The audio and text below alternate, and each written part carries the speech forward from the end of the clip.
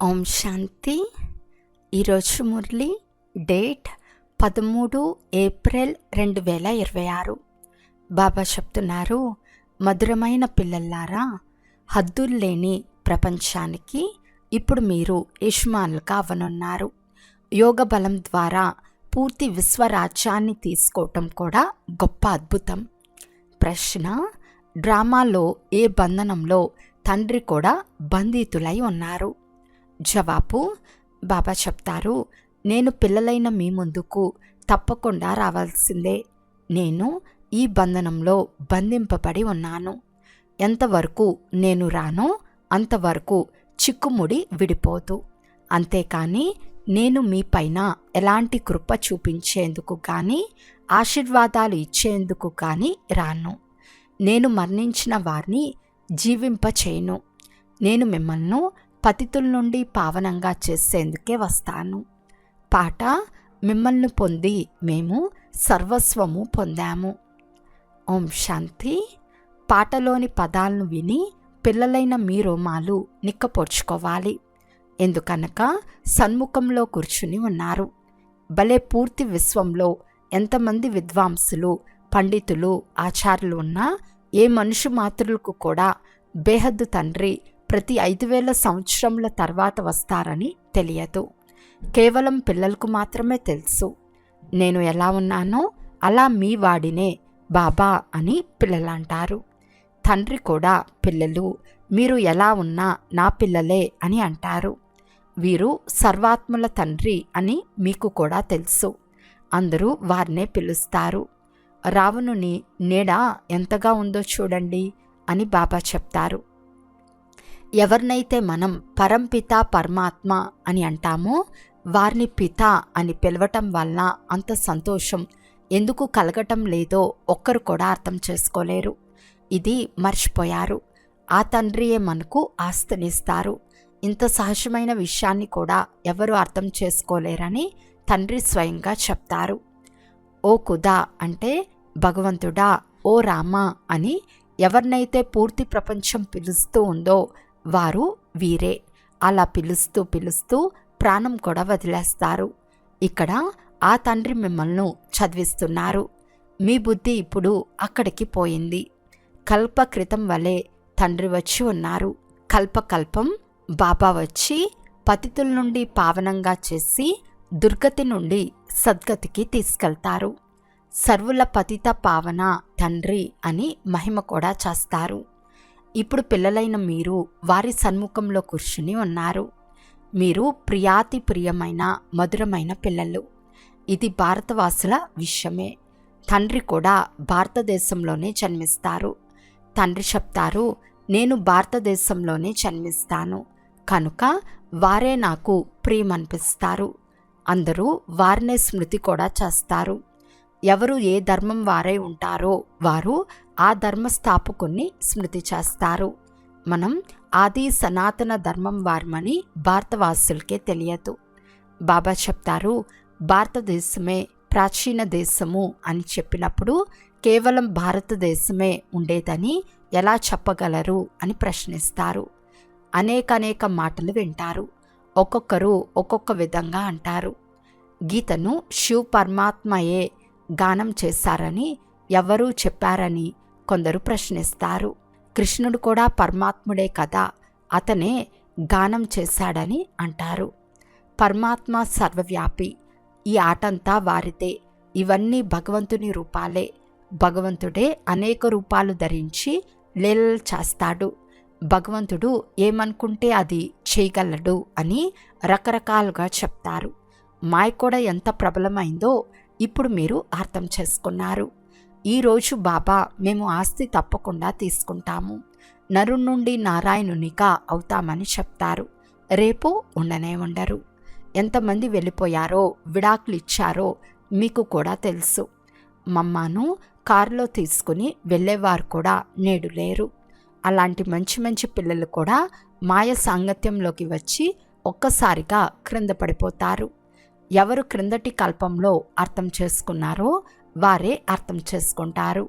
నేడు ప్రపంచం ఎలా ఉందో చూడండి. పిల్లలైన మేము ఎలా తయారవుతున్నాము అని మీరు స్వయాన్ని ప్రశ్నించుకోండి.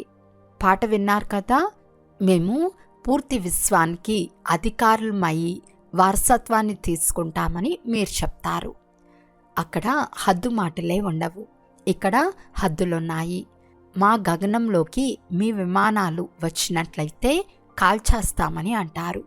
అక్కడ ఇటువంటి హద్దు విషయాలేవి ఉండవు. ఈ పాటను కూడా పాడతారు, కానీ అర్థాన్ని తెలుసుకోలేరు. మనం బాబా నుండి మళ్ళీ విశ్వాధికారులుగా అవుతున్నామని మీకు తెలుసు. 84 జన్మల చక్రంలో అనేక సార్లు తిరిగారు. ఏదో కొద్ది సమయం దుఃఖాన్ని పొందారు, సుఖం ఎంతో పొందుకున్నారు. అందుకే మీకు అపార సుఖాన్ని ఇస్తానని తండ్రి అంటారు. ఇప్పుడు మాయతో ఓడిపోకండి. బాబా పిల్లలు చాలామంది ఉన్నారు. అందరూ ఒకే విధంగా సుపుత్రులుగా ఉండరు. ఎవరికైనా 5-7 మంది పిల్లలుంటే వారిలో ఒకరిద్దరు కుపుత్రులుగా ఉంటే వారి తలంతా పాడు చేస్తారు. లక్షల కోట్ల రూపాయలు నష్టపరుస్తారు.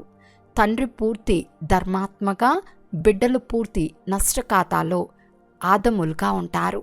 బాబా ఇలాంటి ఉదాహరణలు చాలా చూశారు. పూర్తి ప్రపంచం ఈ అనంతమైన తండ్రి సంతానమేనని మీకు తెలుసు. నా జన్మస్థానం ఈ భారతదేశమేనని తండ్రి అంటారు. ప్రతి ఒక్కరికి తమ జన్మస్థానంపై గౌరవం ఉంటుంది.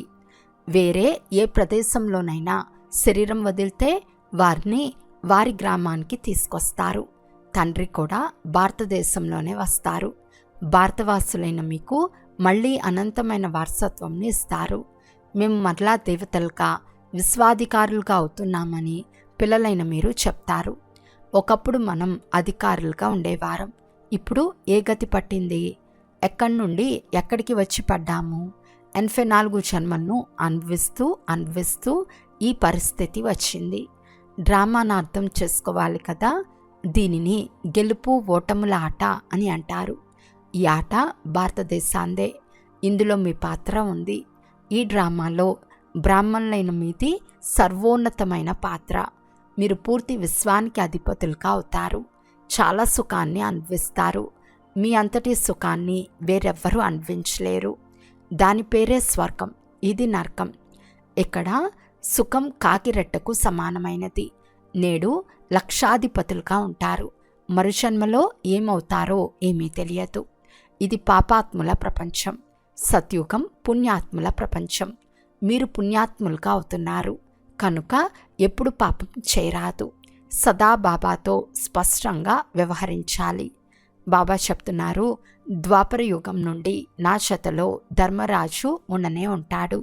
సత్యత్రేతాయుగాలలో నా చేతలో ధర్మరాజు ఉండడు. ద్వాపర యుగం నుండి మీరు నా పేరుపై దాన పుణ్యాలు చేస్తూ వస్తున్నారు. ఈశ్వర అర్పణం అంటారు కదా. గీతలో శ్రీకృష్ణుని పేరు రాయటం వల్ల శ్రీకృష్ణ అర్పణం అని రాసేశారు. రిటర్న్ ఇచ్చేవారు ఒక్క తండ్రి మాత్రమే కనుక శ్రీకృష్ణ అర్పణం అని అనటం తప్పు. ఈశ్వర అర్పణం అని చెప్పటం సరైనది. శ్రీ గణేశ అర్పణం అని అనటం వలన ఏమీ లభించదు. అయినా భావన ఉన్న కారణంగా అందరికీ ఎంతో కొంత ఇస్తూ వచ్చాను. నన్ను గురించి ఎవరికీ తెలియదు. మనం సర్వస్వం శివబాబాకు సమర్పణ చేస్తున్నామని పిల్లలైన మీకు తెలుసు. నేను మీకు 21 జన్మలకు వారసత్వం ఇచ్చేందుకు వచ్చానని బాబా కూడా అంటారు. ఇప్పుడు దిగే కలలో ఉన్నారు. రావణ రాజ్యంలో ఏ దాన పుణ్యాలు మొదలైనవి చేసినా అది పాపాత్ములకే ఇస్తారు. దానివలన కల దిగుతూనే వెళ్తుంది. ఒకవేళ ఏదైనా లభించినా అల్పకాలం కొరకే లభిస్తుంది. ఇప్పుడు మీకు 21 జన్మలకు వారసత్వం లభిస్తుంది. దానిని రామరాజ్యమని అంటారు. అక్కడ ఈశ్వరుని రాజ్యం ఉందని అనరు. రాజ్యం దేవీ దేవతలది. నేను రాజ్యం చేయను అని తండ్రి చెప్తారు. మీ ఆది సనాతన దేవీ ధర్మం ఇప్పుడు ప్రాయలోపమైపోయింది. అది ఇప్పుడు మళ్ళీ స్థాపన అవుతూ ఉంది. తండ్రి కళ్యాణకారులు. వారిని సత్యమైన తండ్రి అని అంటారు.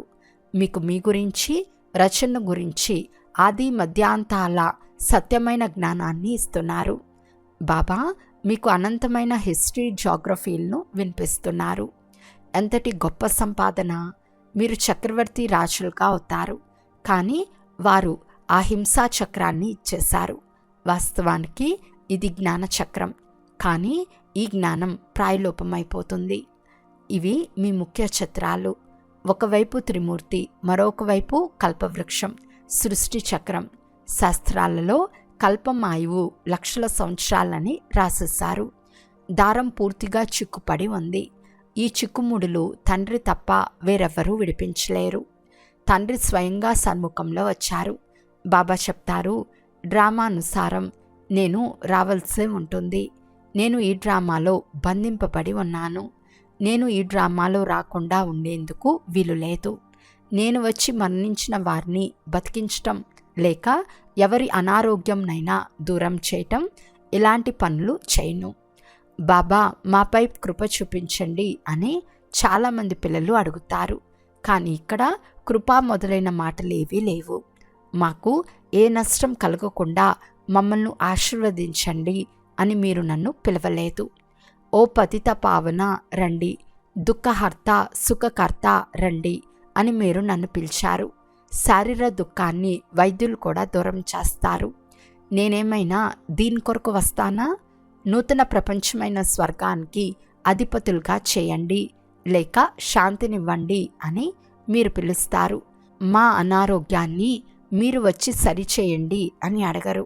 శాంతి ముక్తి సదాకాలానికి లభించువు. పాత్రను అభినయించవలసే ఉంటుంది. ఎవరు వెనుక వస్తారో వారికి ఎంత శాంతి లభిస్తుంది? ఇప్పటి వరకు వస్తూనే ఉంటారు.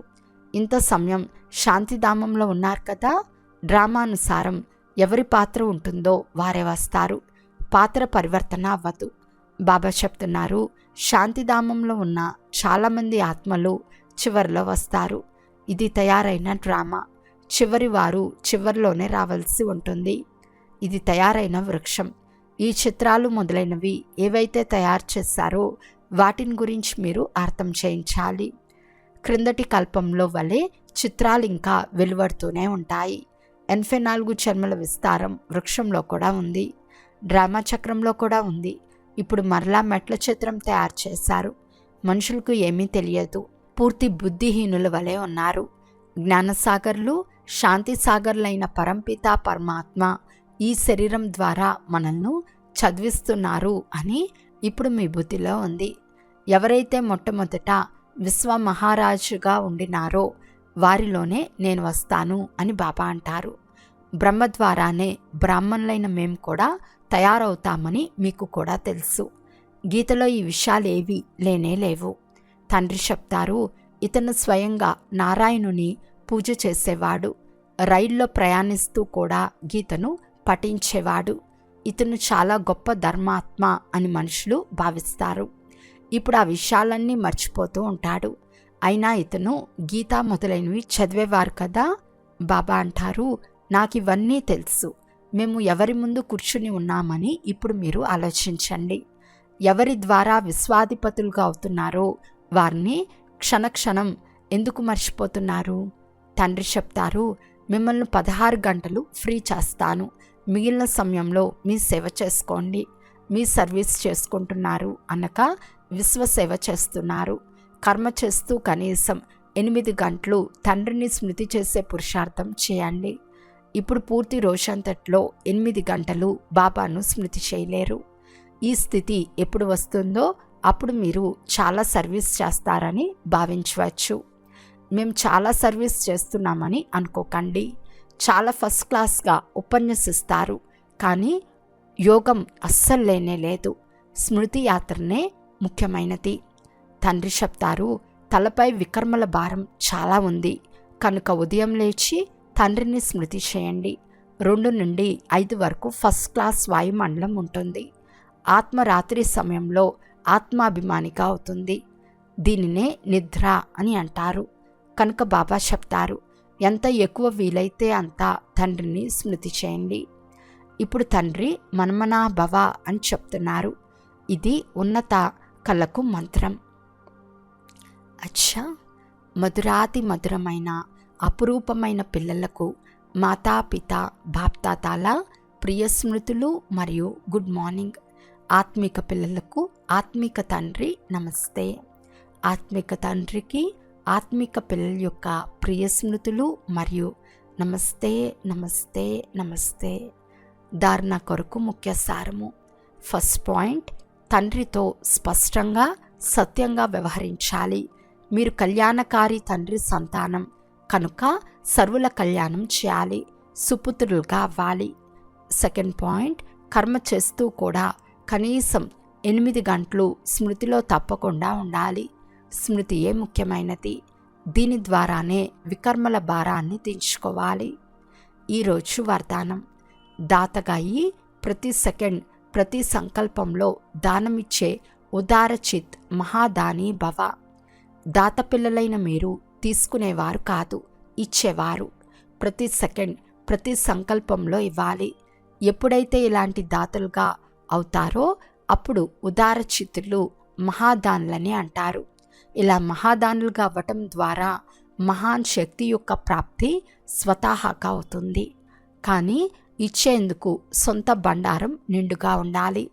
ఏది తీసుకోవాలో అదంతా తీసుకున్నారు, ఇక మిగిలింది ఇవ్వటం కనుక ఇస్తూ పోండి. ఇవ్వటం ద్వారా మీ బండారం ఇంకా నిండుతూ ఉంటుంది. స్లోగన్.